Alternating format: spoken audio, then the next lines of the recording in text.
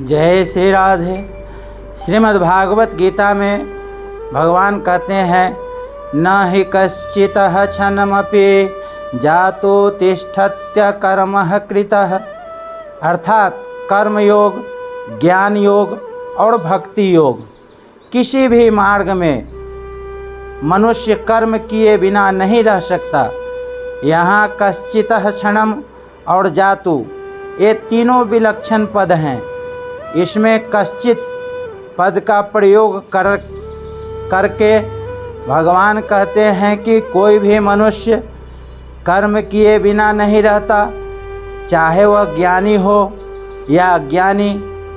यद्यपि ज्ञानी का अपने कहलाने वाले शरीर के साथ कोई संबंध नहीं रहता, तथापि उसके कहलाने वाले शरीर से भी हरदम क्रिया होती रहती है। क्षणम पद का प्रयोग करके भगवान कहते हैं कि यदि मनुष्य मैं हरदम कर्म करता हूँ ऐसा नहीं मानता, तथापि जब तक वह शरीर के साथ अपना संबंध मानता है तब तक वह एक क्षण के लिए भी कर्म किए बिना नहीं रहता। जातु पद का प्रयोग करके भगवान यह कहते हैं कि जागृत, स्वप्न, सुषुप्ति, मूर्छा आदि किसी भी अवस्था में मनुष्य कर्म किए बिना नहीं रह सकता।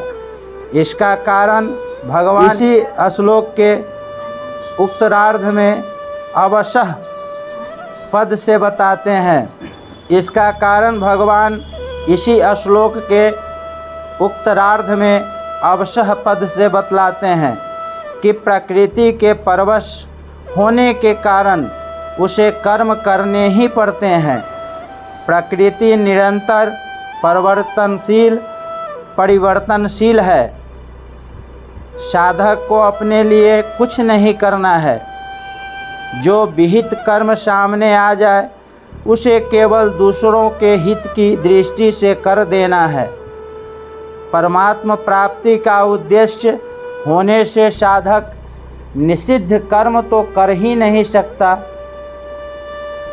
बहुत से मनुष्य केवल स्थूल शरीर की क्रियाओं को कर्म मानते हैं, पर गीता मन की क्रियाओं को भी कर्म मानती है। गीता ने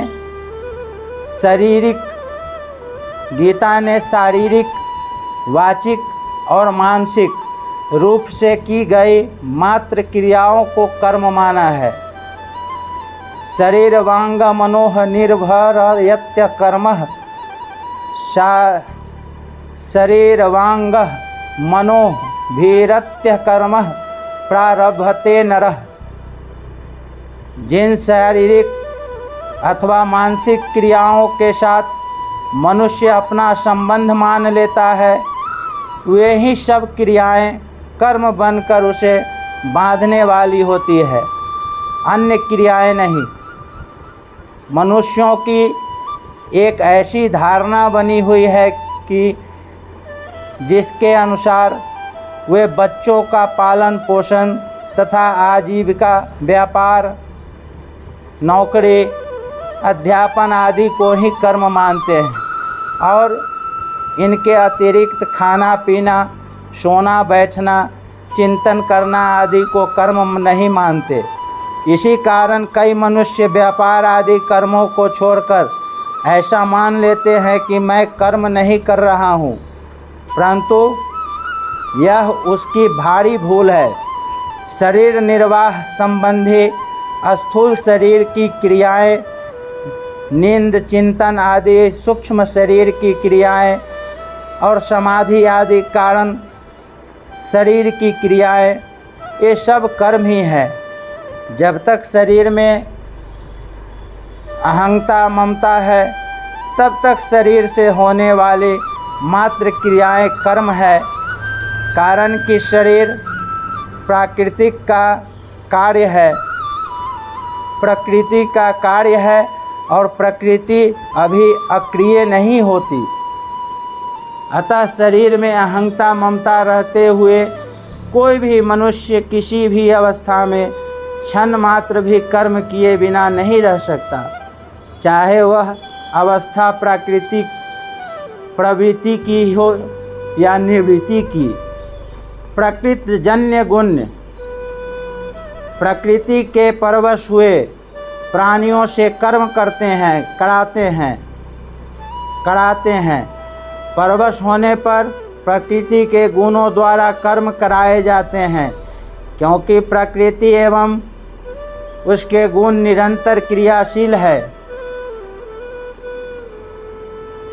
यद्यपि आत्मा स्वयं अक्रिय, असंग, अविनाशी, निर्विकार तथा निर्लिप्त है, तथापि जब तक वह प्रकृति एवं उसके कार्य स्थूल, सूक्ष्म और कारण शरीर में किसी भी शरीर के साथ अपना संबंध मानकर उससे सुख चाहता है, तब तक वह प्रकृति के परवश रहता है।